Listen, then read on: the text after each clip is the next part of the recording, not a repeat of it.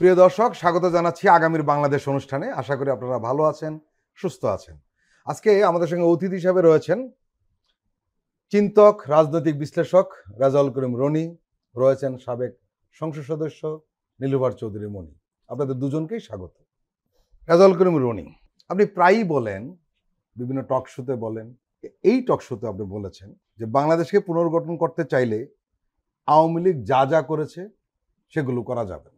রোহিঙ্গাদের নিজ দেশে ফেরানোর সরকারি প্রচেষ্টা, কাতারকে বাংলাদেশে সামরিক সরঞ্জাম তৈরি কারখানা করতে আহ্বান, চট্টগ্রাম বন্দর বিদেশিদের ব্যবস্থাপনা দেওয়া সহ বেশ কয়েকটি বিষয়ে অন্তর্বর্তী সরকারের কিছু সিদ্ধান্তে প্রবল বিরোধিতা হচ্ছে। এই বিরোধিতাগুলি কেউ বুঝে করছে, কেউ না বুঝে করছে। কিন্তু আমরা দেখছি এই বিষয়গুলো নিয়ে আওয়ামী বয়ান, বামদের বয়ান, বিএনপির বয়ান ও ভারতীয় বয়ান সব মিলেমিশে একাকার হয়ে যাচ্ছে। এই সরকারের এক ধরনের ম্যান্ডেট আছে, কিন্তু সেই ম্যান্ডেটটা হলো অভ্যুত্থানের ঐক্যবদ্ধ শক্তির সমন্বয়ে গঠিত। ফলে অভ্যুত্থানের ঐক্যবদ্ধ শক্তি যখন বিভাজিত হয়ে যায় তখন সরকারের ম্যান্ডেট ক্রাইসিসে পড়ে, ম্যান্ডেটটা আগের মতো থাকে না। এবং এই সরকার ক্ষমতায় আছে এই কথাটা কিন্তু বলেন নাই ডক্টর মোহাম্মদ ইউনূস। তারা বলেছেন আমরা কিছু দায়িত্বে আছি এবং আমরা হলো গণতান্ত্রিক প্রক্রিয়াটা যাতে এখানে একটা প্রাতিষ্ঠানিক রূপ পায় তার জন্য আমরা কিছু জিনিস করব, যেটাকে বলা যায় আমরা আসলে ফ্যাসিলিটেট করব, আমরা সহযোগিতা করব, আমরা সেবা বিতরণ করব।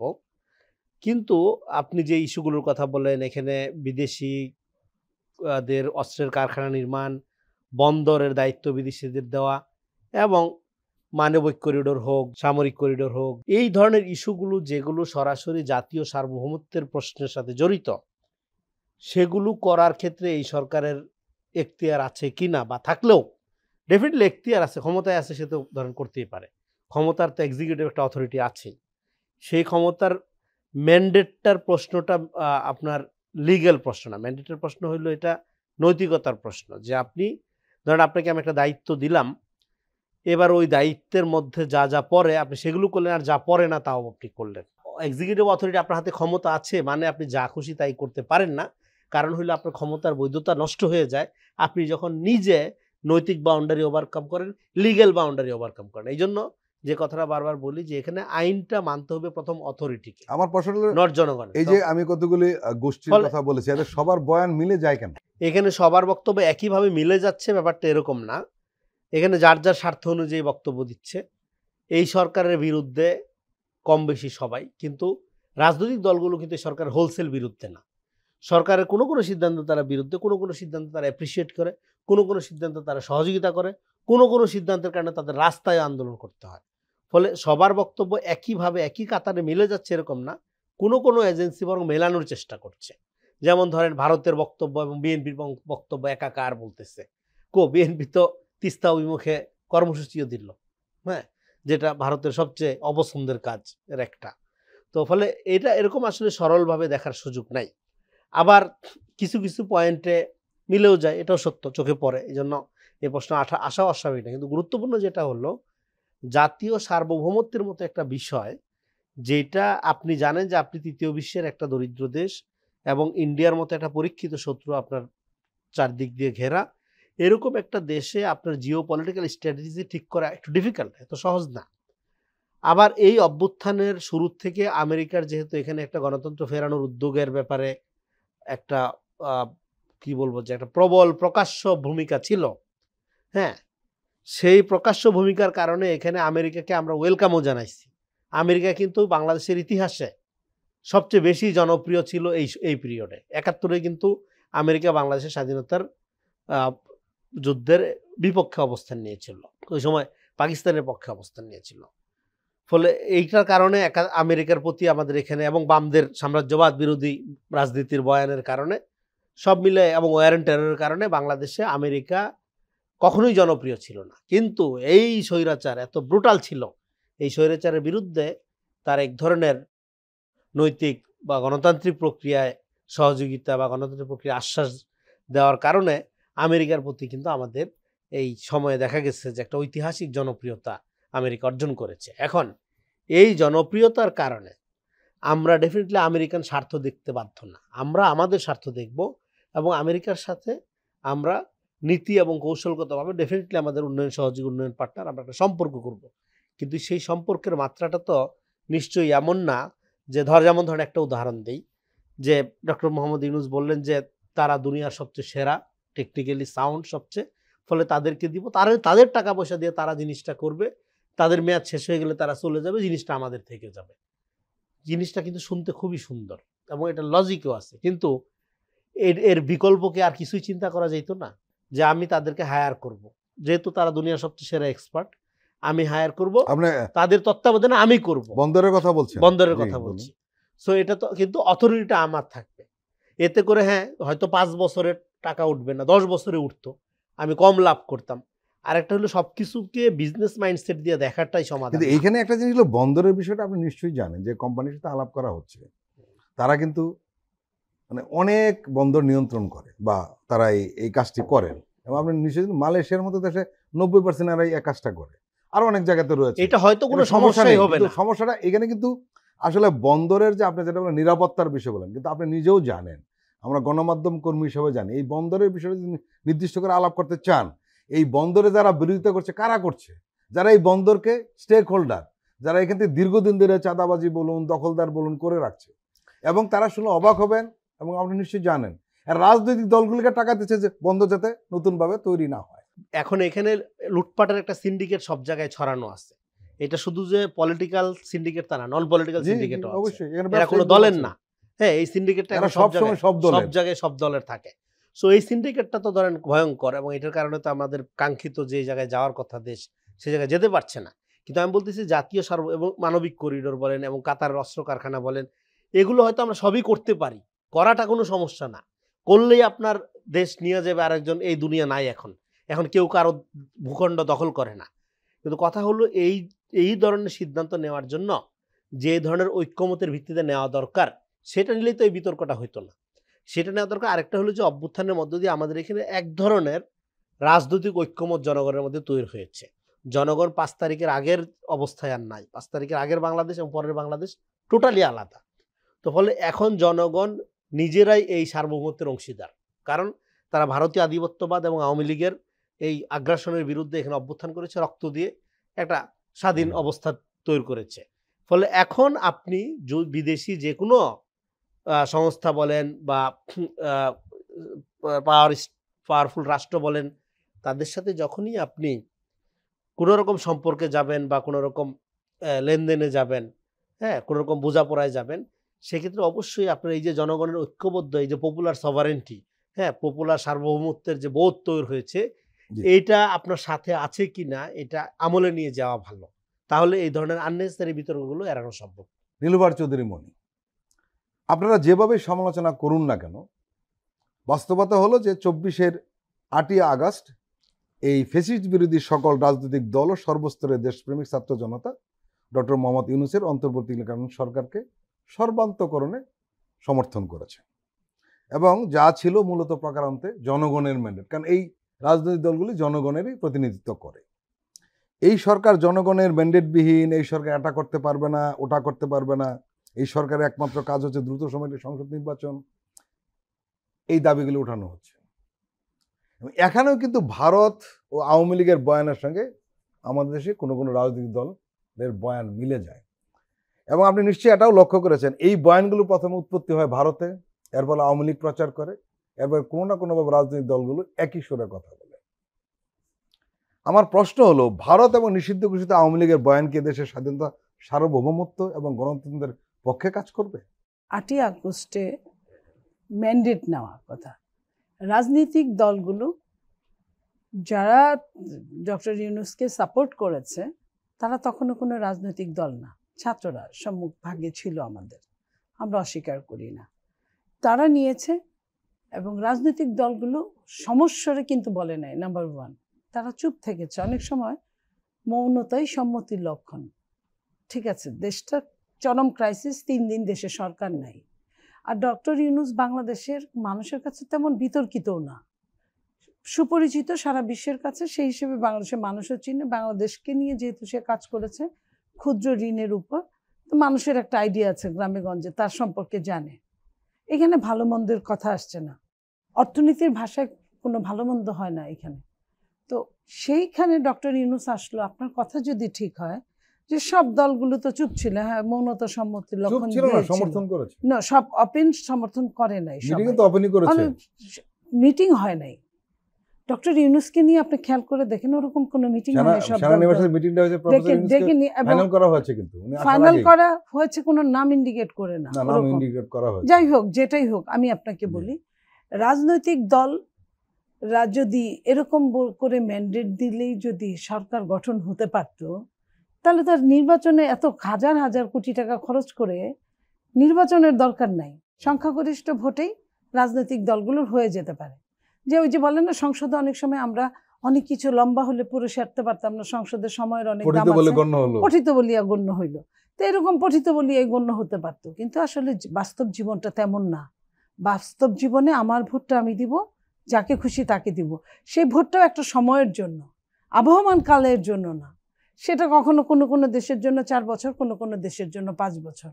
বাংলাদেশের মানুষের জীবন থেকে প্রায় 1 বছর চলে যাওয়ার দিকে ডক্টর ইউনূস ওরকম কোনো কাজ করেন, এবং তার মেইন কাজটাই ছিল নির্বাচনটাকে সুন্দর একটা নির্বাচন উপহার দিবে।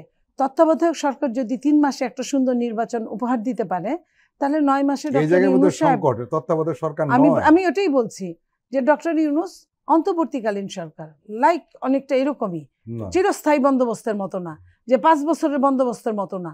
এটা এরকম 2 সরকারের মধ্যে একটা অন্তর্বর্তী সরকার। এই আমার যদি ভুল না হয় ইন্ট্রিম গভর্নমেন্ট। তো এরকম সরকারটা যত তাড়াতাড়ি সম্ভব একটা নির্বাচন দিবে, নির্বাচনে জনগণ বহুদিনের কাঙ্ক্ষিত লক্ষ্য ভোট দিবে, দিয়ে যাকে পছন্দ করবে সে সরকারে বসবে। এটাই ছিল কথা। আর আপনি তারপরে বলেছেন যে অনেকের কথার সঙ্গে মিলে যায়, ভারত যা বলে তাই মিলে কিনা, ভারত আগে বলে আমরা পরে বলি। ভারত আমাদের প্রতিবেশী রাষ্ট্র, 3 ভাগে তারা আছে। আমরা ভারতকে চাইলেই পৃথিবীতে পিতামাতা এবং প্রতিবেশী, মানুষ চাইলে বাদ দিতে পারে না। 5 আগস্ট কিন্তু আওয়ামী লীগের বিরুদ্ধে শুধু হয় নাই, ভারতের বিরুদ্ধে হয়েছে। কিন্তু ওই নামানোই যদি নামানো হতো আপনার কথা মতো, তাহলে আমরা খাওয়ার পরে থাকলে মাছ দিব, নইলে দিব না বলার পরে উনি আবার আগের সরকারের চেয়ে দ্বিগুণ মাছ পাঠায়। আমাদের ছেলে মেয়ের কাছে এখনো পাঙ্গাস মাছই জাতীয় মাছ, ইলিশ মাছের নাম তারা ভুলেই গেছে। তারপরে আমি আরো বলি, যদি তাই হতো, আমাদের প্রধান উপদেষ্টা উনি অনেক কাঠখড় পুড়িয়ে মোদির সঙ্গে দেখা করার জন্য ব্যাংককে এত তোষামোদি করতেন না। এখানে একটা দ্বিমত আছে সেইখানে, এবং এত তোষামোদি আমাদের, আপনি খেয়াল করেন আমাদের পক্ষে কয়জন ছিল ওখানে, সবই কিন্তু ভারতের লোকজন বসা ছিল। আমরা যে রুমটা দেখেছি, আমরা ওইখান থেকেই বুঝতে পারি যে ওই আয়োজনটা ভারতের ছিল। তারপরেও কিন্তু আমরা কাঙ্ক্ষিত কোনো ফলাফল পাইনি। আমাদের ট্রান্সশিপমেন্ট বাতিল করা হয়েছে, আমাদের অনেক কিছুই বাতিলের মধ্যে আছে। নীলুফার চৌধুরী মনি, ভূ রাজনৈতিক আমাদের একটু বোঝা দরকার। 1 নম্বর হলো আপনি বলেন ট্রান্সশিপমেন্ট বাতিল করেছে, আপনি কি জানেন? ওইটার পরে আমি শেষ করতে দিই, এতে আমাদের সমস্যাটা কি? কোনো সমস্যা আমাদের কোনোই সমস্যা নাই, আর সব বাতিল হলেও সমস্যা নেই। প্রতিবেশীর সঙ্গে কথা বলেন না, তারা কি চলে না? অবশ্যই চলে। আমি বলছি আমাদের কোনো সমস্যা নাই, কিন্তু আমি ভাত খাই, এই এক কথা সারা বিশ্বের মানুষই কিন্তু বলে। যে রুটি খায়, রুটির কথা বলে, এটা কিন্তু ইউনিভার্সাল ট্রুথ। না খাইলে তার জীবন চলবে না। যে মাংস খায় সে ওইটার কথা বলে। এই সরকারকে ইন্ডিয়ার প্রতি নত জানুন। আমি বলি ইন্ডিয়া যে কথাটা বলে, আমি ভাত খাই, লাইক আমি ইলেকশন দিতে হবে, দেওয়া উচিত। এর আগে তো দরকার পড়ে নাই, 5 বছর পর পর ইলেকশন হয়েছে, লোক দেখানো, এবং ইন্ডিয়া তাদেরকেই সাপোর্ট করছে। এটা আপনাকে বুঝে নিতে হবে। এখন ওরা মনে করছে যে এদের চেয়ে বেটার যে কোনো ইলেক্টেড সরকার আসুক, বাট আমার জন্য তো ইলেকশনটা খুবই জরুরি। কে বললো? ইন্ডিয়া বললো না, আমেরিকা বললো না, রাশিয়া বললো না, আপনার বললো, সৌদি বললো, সেটা কিন্তু আমার কথা না। আমার নির্বাচন চাই। আমি 20 বছর যাবত এই নির্বাচনের জন্য আমি মাঠে আছি, আমি নির্বাচনের জন্য লড়াই করছি। আমি একটা ভালো নির্বাচন যদি 24 জানুয়ারিতে হতো, তাহলে কিন্তু 5ই আগস্টের জন্ম হতো না। এটা কিন্তু বাংলা ভাষার কথা। প্রত্যাশা করছে যে আওয়ামী লীগ সুষ্ঠু নির্বাচন দিবে, এইটাই। তাহলে আমি নির্বাচন চাওয়ার জন্যই তো আমার এত কিছু, তাহলে আমি কেন নির্বাচন চাবো? রাজনৈতিক বিভ্রান্তি ছিল। এই শেখ হাসিনার কাছে তত্ত্বাবধায়ক সরকার চাওয়া, নির্বাচন চাওয়া, এটা ভুল ছিল। এটা তো বলার অপেক্ষা রাখে না। আমার লড়াইটাই তো নির্বাচন চাওয়া। এখন যদি ভারত, পাকিস্তান, আরো কেউ চায়, আমার তো বলার কিছু নেই, বরং একটা যোগ হইলেও কোনো লাভ নাই, যোগ না হইলেও কোনো লস নাই।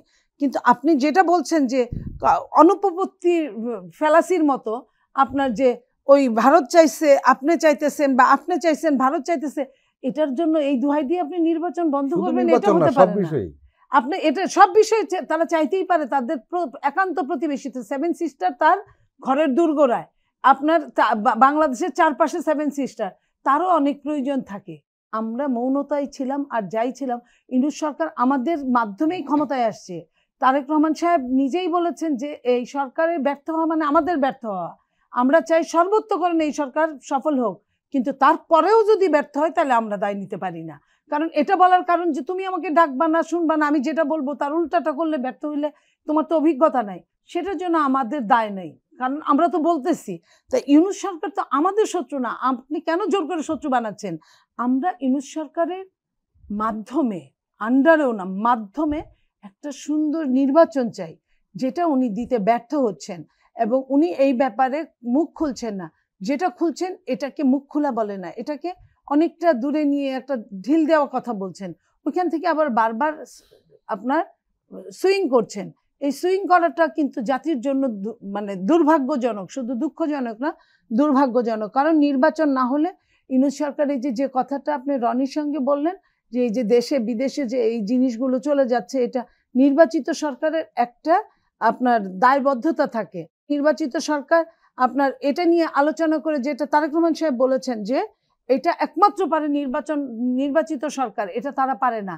এই যে তাদের কাছে সর্বোচ্চ ক্ষমতার অধিকারী তারা, এটা আমি কোনোভাবেই বিশ্বাস করি না। একটা ইন্টারিম গভর্নমেন্ট কখনোই সব কাজ করতে পারে না, যেটা জনগণের ভোটে আপনার অর্জিত সরকার যেটা করতে পারে। তাও আপনি দেখেন শেখ হাসিনা যখন এই দেশ ছেড়ে পালিয়ে চলে গেল, তখন কিন্তু মোদি কিন্তু একটা বৈঠক ডাকলেন সব দলকে নিয়ে, ডেকে কিন্তু সেখানে পাশ করিয়ে নিলেন শেখ হাসিনাকে রাখতে দেওয়া হবে কিনা। সেটা কিন্তু মোদি ইচ্ছা করলে চাইলেই পারতেন, কিন্তু তা করেন নাই। এটাই হচ্ছে আপনার সংসদীয় সরকার বা আপনার জনগণের সরকার, এইটুকু করতে পারে। তারপরেও সে কিন্তু তার নিরঙ্কুশ ক্ষমতার ব্যবহার করে সে করে নাই, অপব্যবহার করে সেটাও করে নাই। সে সবাইকে সম্মান করেছে এই জায়গাটায়। বাংলাদেশের এই সরকার তার মিনিমাম কিছু করে নাই। বিদেশের এতগুলো কথা হচ্ছে বা হয়ে গেছে বা চলে গেছে বা দিয়েছে, এই ধরনের অনেক রকম কথা হচ্ছে। উনি বলেছেন কি, এইসব আলোচনার পরে, সমালোচনার পরে, যখন সব দল মিলে এটা নিয়ে অনেক কথা হচ্ছে, তখন উনি বলেছেন সবাইকে বুঝাতে হবে, আমরা বুঝাবো, আমরা যে কোনোভাবে এত বড় ডিল আমরা হাতছাড়া করতে পারি না। উনি এই মুহূর্তে সরকারে আছেন, মনে করতে পারেন যে সব ফকফকা আমি দেখতেছি, যা এটা সবার জন্য সব ফকফকা হয় না। 15.5 বছরের পরে শেখ হাসিনাকে কিন্তু এক কাপড়ে পালিয়ে যেতে হয়েছে। এই যে ফকফকা যে হয় না, তো ইউনূস সাহেবের তো জনগণের ম্যান্ডেটটাও নাই, তাহলে তার কি অবস্থা হবে? এটাও যেন উনি ওনার ওয়াইলিশের হিসেবে আমরা বলছি, আমরা ওনার শত্রু না। প্রিয় দর্শক, আমরা এখন একটি বিরতি নিচ্ছি, আপনারা আমাদের সঙ্গেই থাকুন।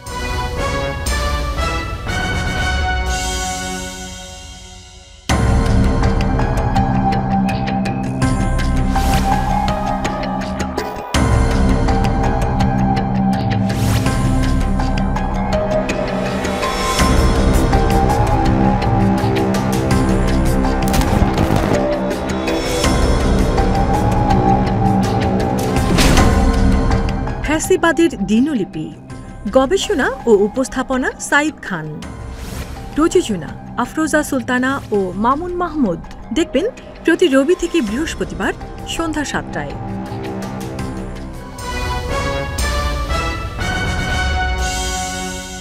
প্রিয় দর্শক, আবারও স্বাগত আগামীর বাংলাদেশ অনুষ্ঠানে। আজকে আমাদের সঙ্গে আলোচনায় রয়েছেন সাবেক সংসদ সদস্য নীলুফার চৌধুরী মনি, রয়েছেন চিন্তক রাজনৈতিক বিশ্লেষক রেজাউল করিম রনি। আপনি নিশ্চয়ই লক্ষ্য করেছেন, শুরু থেকেই প্রফেসর মোহাম্মদ ইউনূস ভারতের সঙ্গে একটি মর্যাদা ও সমতাপূর্ণ সম্পর্কের কথা বলে আসছে। আমরা দেখছি ভারত হাসিনার পতনকে মেনেই নিতে পারছে না শুরু থেকে। গত 15 বছরে কয়েকটি মিথ তৈরি হয়েছিল, যেমন ভারতকে ছাড়া বাংলাদেশ অর্থনৈতিকভাবে চলতে পারবে না। আরও মিথ ছিল ভারতের সমর্থন ছাড়া হাসিনা সরকারকে সরানো যাবে না। আরও মিথ ছিল ভারতের সমর্থন ছাড়া অন্য কেউ দেশের ক্ষমতা আসতে পারবে না। কিন্তু আমরা দেখলাম সব মিথ আসলে ফাঁকা বুলিতে পরিণত হলো। প্রবাসী ইউনূস সরকার ভারত থেকে অনেকগুলো আমদানি পণ্য আমদানিটা বাতিল করেছে। এতে বাংলাদেশের কোনো সমস্যা হবে না। কারণ হলো, আমরা জানি যে বছরে ভারত এবং বাংলাদেশের মধ্যে 11 বিলিয়ন ডলারের মতো আমদানি রপ্তানি হয় এবং বাংলাদেশ থেকে মাত্র 1 বিলিয়ন ডলারের পণ্য ভারতে যায় আর 10 বিলিয়ন ডলারের পণ্য বাংলাদেশে আসে। কিছু কিছু মিডিয়া কিন্তু বলার চেষ্টা করছে যে বাংলাদেশ খুব প্রবলেমে পড়ে যাবে ইত্যাদি ইত্যাদি, কিন্তু বাস্তবতা আমরা দেখছি বাজারে যেটা বাস্তবতা সেটা কিন্তু না। কিন্তু আমরা দেখছি এই বিষয়ে রাজনৈতিক দলগুলো অনেকটা নীরব, সব দলই, কিন্তু একটা অদ্ভুত ব্যাপার। এবং এই বিষয়ে তারা অন্তর্বর্তীকালীন সরকারের পাশে দাঁড়িয়ে কথা বলছে না। ভারত কিন্তু একটা বিশাল দেশ, জি, কিন্তু রেমিটেন্স উৎপাদনকারী দেশ হিসাবে 3 নাম্বার। মানে এখান থেকে ভারতে যাইতো রেমিটেন্স, ভারত ভয়াবহ চিত্র। যত জায়গা থেকে রেমিটেন্স পায় তার মধ্যে 3 নাম্বার দেশ হলো বাংলাদেশ। তাহলে কি পরিমাণ অর্থ যেত? ইস্ট ইন্ডিয়া কোম্পানি এইভাবে শোষণ করে নাই জি। ভারতবর্ষকে, ইন্ডিয়া এখানে যেভাবে শোষণ করে। ফলে এখানে বাণিজ্য ঘাটতির যেটা আপনি বললেন, সেখানে বাংলাদেশের আসলে হারানোর কিছু নেই।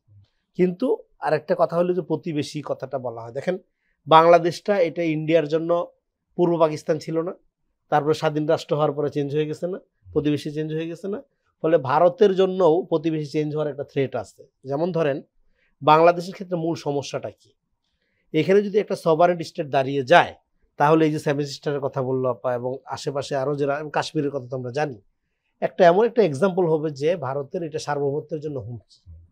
সো এখানে বাংলাদেশকে সবসময় আন্ডারমাইন করা, এটাকে ভালনারেবল দেখানো, এইটা ইন্ডিয়ার জন্য সবচেয়ে দরকারি কাজ, তার অখণ্ডতা ধরে রাখার জন্য।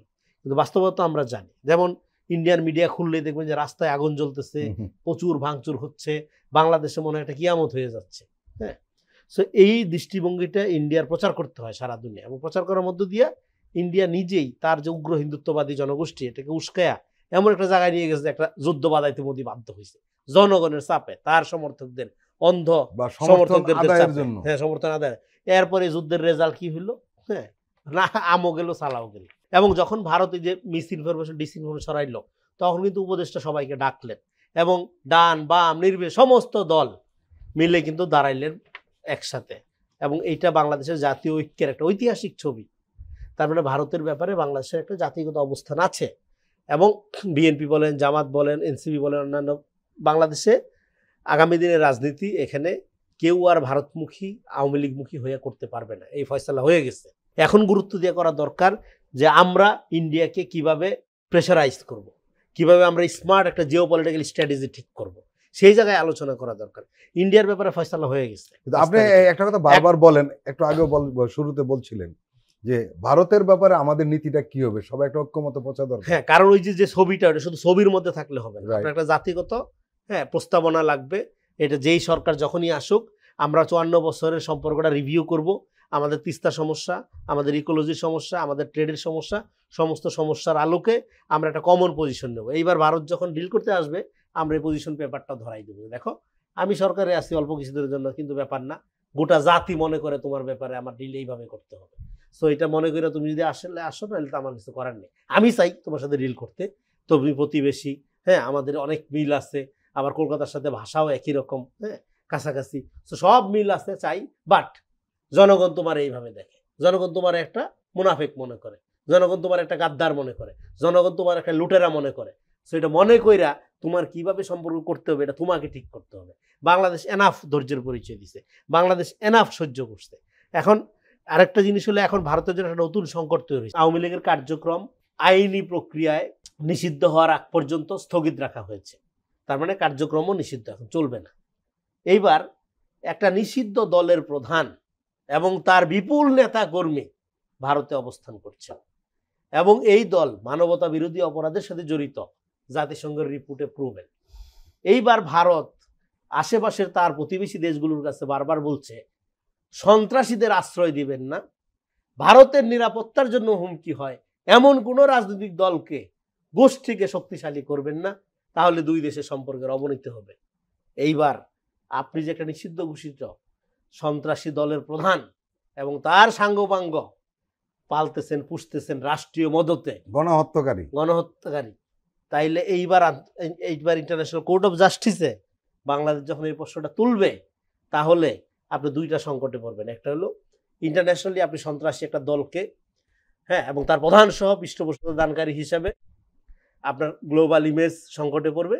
2 নাম্বার, আপনি অন্যান্য প্রতিবেশী দেশগুলোকে বলতে পারবেন না আর যে কোনো সন্ত্রাসী দলকে আশ্রয় দেওয়া যাবে না, এটা কারণ আপনি নিজে আশ্রয় দিয়ে রাখেন। আওয়ামী লীগ মানেই হলো জননিরাপত্তা ধ্বংস হওয়া, জননিরাপত্তা হুমকির মধ্যে পড়া, সেটা যেই পৃথিবীর যেই প্রান্তেই থাকুক। শেখ হাসিনা এগুলি করে যাবে। সেক্ষেত্রে আপনার এই দায়টা ইন্ডিয়ার উপর বর্তাবে যে আপনি এরকম একটা সন্ত্রাসী সংগঠনকে আপনি নিরাপদে আশ্রয় দিয়ে অন্য দেশে আবার যদি পাঠাইও দেন, এই যে অ্যাক্টিভিটিগুলো পরবর্তী সময়ে আওয়ামী লীগ করবে তার প্রত্যেকটার দায় ভারতের উপর বর্তাবে। সেক্ষেত্রে শেখ হাসিনার প্রশ্নে, আওয়ামী লীগের প্রশ্নে এই ইন্টিরিয়াম গভর্নমেন্টের সাথে ইন্ডিয়ার একটা নেগোসিয়েশন জরুরি হয়ে পড়ছে। এখন ইন্ডিয়া এটা কিভাবে করে এটাই হলো দেখবার কথা। গেম এইখানে এসে জমছে। সেক্ষেত্রে আমরা যদি ভালোভাবে ডিল করতে পারি, ডেফিনেটলি আমরা মনে করি অন্তত এই পয়েন্টে আমরা আপার হ্যান্ড নেওয়ার অবস্থায় আছি। বিকজ অফ জাতিসংঘের প্রতিবেদন আপনার আছে, গ্লোবাল কমিউনিটি, ওয়েস্টার্ন কমিউনিটি আপনার সাথে আছে। সো এবং অলরেডি ভারত অপরাধী। নীলুফার চৌধুরী মনি, ভালো আওয়ামী লীগ, ক্লিন ইমেজের আওয়ামী লীগ ইত্যাদি বলে দল ভারী করতে রাজনৈতিক দলগুলো আওয়ামী লীগের নেতা কর্মীদের পুনর্বাসন করছে। এই কাজটি কেউ ঘোষণা দিয়ে করছে, কেউ ঘোষণা না দিয়ে করছে, এবং কেউ কেউ শুধু বিএনপিকে দোষারোপ করে যে বিএনপি আওয়ামী লীগের পুনর্বাসন করছে। ব্যাপারটা কিন্তু তা নয়, সবাই করছে, জামাতও করছে এবং এনসিপির বিরুদ্ধে একই অভিযোগ রয়েছে। কিন্তু বিএনপি সম্ভবত ঘোষণা দিয়ে করছে, এটা হলো তাদের রাজনৈতিক কৌশলগত ভুল। এখন প্রশ্ন হলো যে এই কাজটি করতে গিয়ে যেটা সংকট তৈরি হয়েছে, আপনি নিশ্চয়ই লক্ষ্য করেছেন যে 5ই আগস্টের জন আকাঙ্ক্ষা বিরোধী এই কর্মকাণ্ডে সাহস পাচ্ছে নিষিদ্ধ ঘোষিত আওয়ামী লীগ। তারা নানা জায়গায় ঝটিকা মিছিল করছে এবং রাজধানীতে একদিনে তারা অনেকগুলো মিছিল করেছে। দলটির নেতা কর্মীরা হয়তো ধরে নিয়েছে যে অন্তত প্রধান দুটি রাজনৈতিক দলের নেতা কর্মীরা তাদের আর কিছু করবে না, তখন সরকার আর কিছু করতে পারবে না। কি বলবে? আওয়ামী লীগ আসলে এত বেশি টর্চার করেছে বাংলাদেশের মানুষজনকে যে চিন্তাই করার জন্য। সে যেখানে আছে তাদেরও অ্যাকশন তাদের বিরুদ্ধে নেওয়া উচিত, এবং তারাই করিয়েছে। কাজের গরু খাতায় আছে, গোয়ালে নাই। সমস্যাটা এই জায়গায় আপনি যেটা বললেন এটাও ঠিক। কে আওয়ামী লীগকে সাপোর্ট দিচ্ছে না? আপনি দেখেন, নিষিদ্ধ হওয়ার আগে 10-15 জন মিলে কোথাও ঝটিকে মিছিল করে বন্ধ, শেষ। মানে ব্যানার খোলার আগেই ব্যানার গুটায় ফেলতে হয়েছে। কিন্তু নিষিদ্ধ করার পরে একযোগে 10-12টা জায়গায় মিছিল করা চারটিখানি কথা না। এবং বঙ্গবন্ধু এভিনিউ যেটা, এই গুলিস্তানের এইখানে আপনার বেশ বড় তারা জমায়েত করছে, ওইখানে অ্যারেস্টও হয়েছে 10-12 জন। আমার কথা হচ্ছে সরকার যদি প্রথমেই এই মুখ দিয়ে এত কথা বলার তো দরকার পড়ে না। এই সরকার রাজনৈতিকবিহীন সরকার, রাজনৈতিক দলবিহীন সরকার। এই সরকার কাজ করবে এবং সবাই সেই কাজটাকে মেনে নিব আমরা খুশি মনে। আমাদের যখন মিলে যাবে তখনই তো আমরা খুশি হব। এই সরকার একটা লোককে অ্যারেস্ট করে নাই। 3 মাস 4 মাসে 600, 700, 800 হাই প্রোফাইলদেরকে বিদেশ পাঠিয়ে দিয়েছে, সুযোগ করে দিয়েছে। সুযোগ করে আপনি ছেড়ে দিয়ে আপনি যদি খুঁজেন, আপনি জীবনেও পাবেন না। বিচ্ছিন্ন ঘটনা ঘটবে না এটা এমন হতে পারে না, বিচ্ছিন্ন ঘটনা ঘটবেই। আমার দলেও বিচ্ছিন্ন ঘটনার মধ্যে কেউ বুঝাইতে চাইছে বিভিন্ন প্রকারান্তরে, তারা ফুলিয়া ফাঁপিয়া উঠিয়াছে আপনার কারো কারো অর্থে, এবং তখন কিছু তাদের জন্য বৈধ হয়ে গেছে কিছু বলা, কিছু বলতে গিয়ে তারা না বলাটাকে বলা হয়ে গেছে তাদের জন্য। আমি মনে করি দল যদি অনেকদিন আরো শক্তিশালী হতে থাকতে চায়, তাহলে তাদের বিরুদ্ধে অবশ্যই এখানে কিছু মানে শাস্তিমূলক ব্যবস্থা নেওয়া উচিত আমি মনে করি। আমরা এই সরকার একটা সমালোচনা করি, এই টকশোতে অনেকবার বলা হয়েছে যে এই অন্তর্বর্তীকালীন সরকারের সবচেয়ে সমস্যা হলো প্রোঅ্যাক্টিভ না, প্রো রিয়েক্টিভ। আগে কোনো অ্যাকশনে যায় না, পরে যায়। ঠিক আছে, আপনার সাথে আমি একমত, কিন্তু রাজনৈতিক দলগুলোর ভূমিকা কি এখানে নেই আওয়ামী লীগকে ঠেকানোর? আওয়ামী লীগকে ঠেকানোর রাজনৈতিক দল এখানে কি ভূমিকা পালবে? একটা সরকারের উপর যখন আপনার ক্ষমতা দিয়ে সরকারের উপর ডিপেন্ড করে বসে আছে, রাজনৈতিক দলগুলো তো ক্ষমতাধর না। রাজনৈতিক দলরা এখনই একটা কিছু করলে আপনি বলবেন এই সহিংসতার পিছনে দায়ী কে? বিএনপি। এই সহিংসতার পিছনে দায়ী কে? এনসিপি। এই সহিংসতার পিছনে দায়ী কি? জামাত। আপনি নিজেই বলবেন, তখন ভুলে যাবেন যে আমার যে ভালো করার জন্য আমি গেছিলাম, এটা মনে করবেন না। 5টা চর খাইলে একটা তো দিতে হয়, তো আপনি তখন কিন্তু ওটা হিসাব করবেন না যে আমি যে আগে 5টা খাইছি।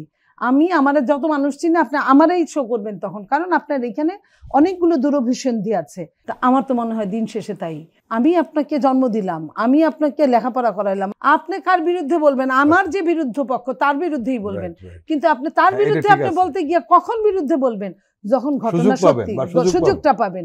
তা আপনি সুযোগ না দিলে তো আপনি বলতে Right, পারতেন না। right, right. আমি সুযোগ দিছি, আপনি সুযোগ দিছেন। সরকার যে ঘটনা যাই ঘটুক না কেন, এই দায় সরকার এড়াতে পারে না। প্রিয় দর্শক, আমরা আবার একটু বিরতি নিচ্ছি, আপনারা আমাদের সঙ্গেই থাকুন।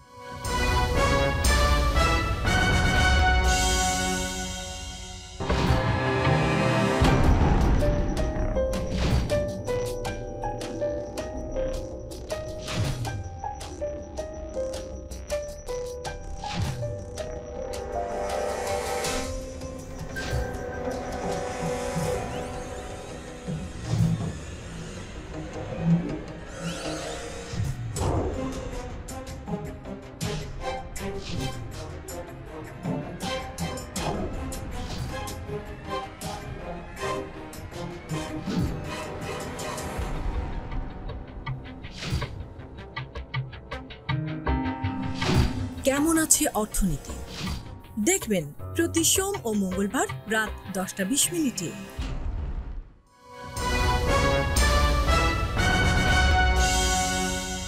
আবারও স্বাগত আগামীর বাংলাদেশ অনুষ্ঠানে। আজকে আমাদের সঙ্গে আলোচনায় রয়েছেন সাবেক সংসদ সদস্য নীলুফার চৌধুরী মনি, রয়েছেন রাজনৈতিক বিশ্লেষক রেজাউল করিম রনি। রেজাউল করিম রনি, আপনি নিশ্চয়ই লক্ষ্য করেছেন যে ফ্যাসিস্ট যারা দূষর ছিল তাদের অনেকের কথাবার্তা কিন্তু সাম্প্রতিককালে পাল্টে গেছে। তারা পুরনো সুরে গান গাওয়া শুরু, বিশেষ করে পতিত হাসিনাকে টিকে রাখার জন্য যেসব মিডিয়া কাজ করেছে, ভারতের পক্ষে কোমর বেঁধে নেমেছে, তারা সবাই আবার পুরনো ফর্মে ফিরে যাওয়ার চেষ্টা করছে। এই সাহস পাওয়ার কারণ হলো তারা দেখছে রাজনৈতিক দলগুলো যে ভাষায় কথা বলছে, ফ্যাসিস্ট বিরোধী শক্তিগুলি পরস্পরের বিরুদ্ধে যেভাবে যুদ্ধে নেমে পড়েছে, তা তাদের জন্য অনুকূল। আসলে তারা এটাও লক্ষ্য করছে যে তারা এতদিন যে বয়ান প্রচার করত, রাজনৈতিক দলগুলো এখন সেই বয়ানই প্রচার করছে কোনো না কোনো আঙ্গিকে। এই সাহসটা তারা পেয়ে যাচ্ছে। তাহলে এই যে আত্মঘাতী কাজগুলোই ফ্যাসিস্ট বিরোধী অংশীজনরা যা করছে, তার পরিণতি কি হবে? অভ্যুত্থানের ঐক্যকে যে কোনো মূল্যে আপনার অটুট রাখতে হবে, না হলে এই যে মিছিলের কথা বললো, মিছিল দিন দিন দীর্ঘ থেকে দীর্ঘতর হবে। এবং আওয়ামী লীগকে নিষিদ্ধ করে আপনি দমন করতে পারবেন না, কিন্তু আপনাকে আওয়ামী লীগকে আবার রাখলে দেশও আগাবে না। এই কান্ট্রি উইদাউট আওয়ামী লীগ, এই জায়গায় যাওয়ার পরে বাংলাদেশের রাজনীতির বিকাশ শুরু হবে। ফলে আওয়ামী লীগের যারা ফৌজদারি অপরাধী তাদেরকে দ্রুত বিচার করেন। আর যারা আওয়ামী লীগের সমর্থক, এই সমর্থকদের বড় অংশ হইল কালচারাল ফোর্স। তাহলে আপনি কি করবেন? এদেরকে, এরা যে আওয়ামী লীগ, এই জিনিসটা আপনি পরিষ্কার করেন জনগণের কাছে যে ওরা আওয়ামী লীগের সমর্থক। আওয়ামী লীগের সমর্থক হওয়া মানে অপরাধী না, ভুল রাজনীতির সমর্থক। সে একটা ফ্যাসিস্টের অনুসারী। সে এইটা সামাজিকভাবে তাকে সংশোধনের আওতায় আনেন। ফ্যাসিবাদের একটা সামাজিকীকরণ করা হয়েছে এবং সামাজিকীকরণের প্রধান হাতিয়ার ছিল সাংস্কৃতিক অঙ্গন, তাদের সহযোগী ছিল এই মিডিয়া। এই জন্য বললাম যে আওয়ামী লীগ কি, আওয়ামী লীগ যে একটা নফসানিয়াত, এটা তো আগে বুঝতে হবে। এই জন্য আমাদের একটা নাগরিক পর্যায়ে একটা শুদ্ধি অভিযান লাগবে। এই জন্য আমি রিকনসিলিয়েশন প্রক্রিয়ার কথা বলছিলাম, বি আওয়ামীকরণ প্রক্রিয়ার কথা বলছিলাম, ডি আওয়ামীকরণ প্রক্রিয়ার কথা বলছিলাম। এটা শুরু করতে হবে। সবচেয়ে ভালো হতো এই সরকার যদি করতো। দেখেন, বিএনপির 31 দফার 13তম দফার মধ্যে এরকম একটা কমিশন করার কথা আছে। আমি জানি না বিএনপি করবে কিনা, হ্যাঁ, কিন্তু এটা করা দরকার। করলে যেটা হবে, সমাজে এই যে আপনি যেটা বললেন, দেখেন এখানে মিডিয়াগুলো 5 তারিখ দুপুর থেকে তারেক রহমানের বক্তব্য প্রচার করে, যার বক্তব্য পরোক্ষভাবে তার ব্যাপারে মেনশন করাও নিষিদ্ধ ছিল। সরাসরি নাম তো আইনভাবে আওয়ামী লীগ নিষিদ্ধ করছে।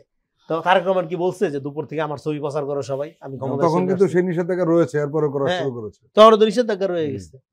তো এই যে মিডিয়ার চরিত্র, হ্যাঁ, এটা সে কেন করলো? এটা করার মধ্য দিয়ে সে আগ বাড়াইয়া, হ্যাঁ, জনগণের মধ্যে এমন একটা দিল, হ্যাঁ, যে এবং মিডিয়া বিএনপিকে কনফিউজ করার চেষ্টা করলো। এই জন্য বিএনপিকে আওয়ামী লীগ হওয়ার দরকার নেই। আওয়ামী লীগ যেরকম এক পাল চোর বাটপার কবি সাহিত্যিক শিল্পী পালতো, বিএনপির এটা পালার দরকার নেই। বিএনপি এনকারেজ করবে, বা অন্য দল, হ্যাঁ, এনকারেজ করবে বাংলাদেশপন্থী শিল্পী, সাহিত্যিক, সাংবাদিক, হ্যাঁ, চলচ্চিত্রকার, যারা গ্লোবালি বাংলাদেশকে একটা উচ্চতায় নিয়ে যাবে।